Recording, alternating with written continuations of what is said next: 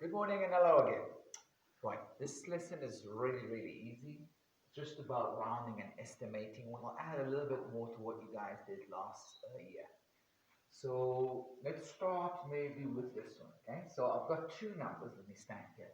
I've got 2/3 and 4/5. These are two fractions. If you remember from last year, we also call them rational number. A rational number is a number that can be written as an integer divided by the integer. And we're looking for a number, another rational number between those two. Okay, how are we going to know that? How do we know what's the number between them?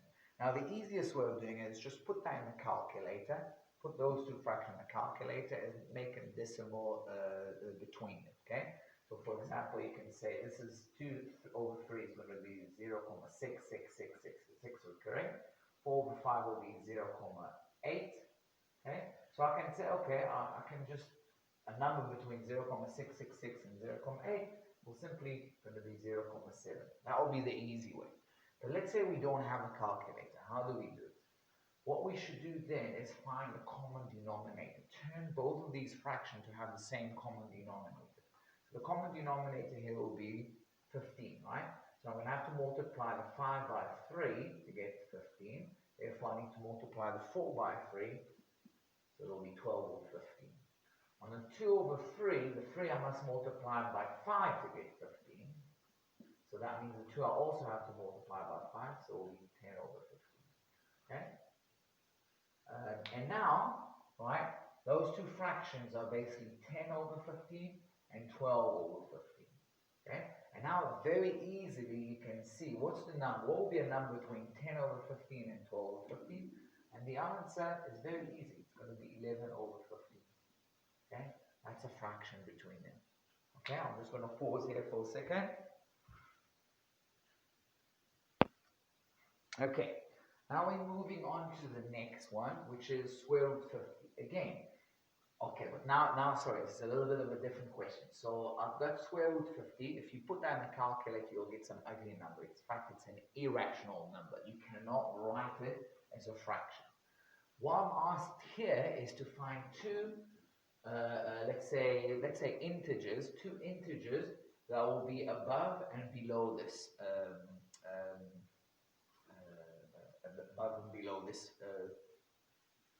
irrational number. Square root of 50, if you put it in the calculator, it should give you 7 point something, 7 point blah, blah, blah, blah, blah, blah.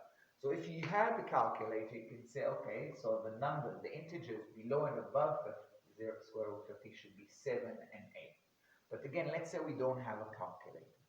So what you do is, this is a nice little trick, okay?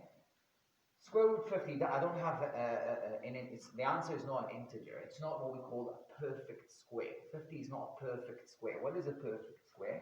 For example, 4 is a perfect square, because 4 is 2 squared.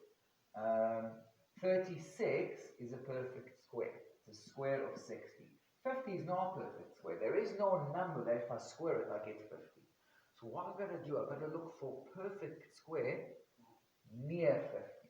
Okay? One of them will be 49. 49 is 7 squared.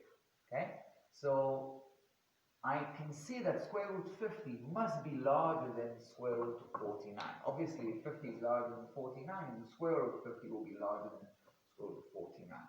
Okay, so now I find a perfect square just below 50. Now I'm going to think, what kind of perfect square I have above 50? What kind of number above 50 is a square of another number?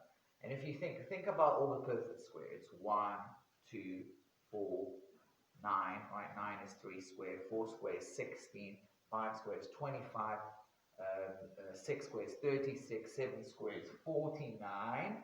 So the next one, 8 squared is 64, okay? 64 is 8 squared.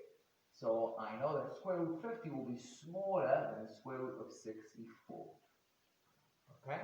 And now these, I don't even need a calculator. I know the square root of 64 is 8, and the square root of 49 is 7. So just like we did in our head, okay, we knew that square root 50 is between 7 and 8. Now I'll show you the other way if we didn't have a calculator. Okay, that is the new stuff. This bit, easy peasy, okay? You might be asked to round off to two decimal places. These are the decimal places. So let's look at two examples. 21.315. Two decimal places, that means I need to get rid of the third one. But I can't just get rid of it. I need to either round it up or round it down. Okay? If it's 5 or above, the third decimal place is 5 or above, we round up. So that's going to be 21.32. Okay? I'm going to do a squiggly equal because it's not really equal, obviously. Okay? It's roughly equal. Okay? It's rounded up. And this one, again, I wanted to round up to two decimal places, so I want to get rid of all these three digits because the third decimal place is below 5. I'm going to round it to 0.1. That shouldn't be too difficult. Right, good luck with the exercise.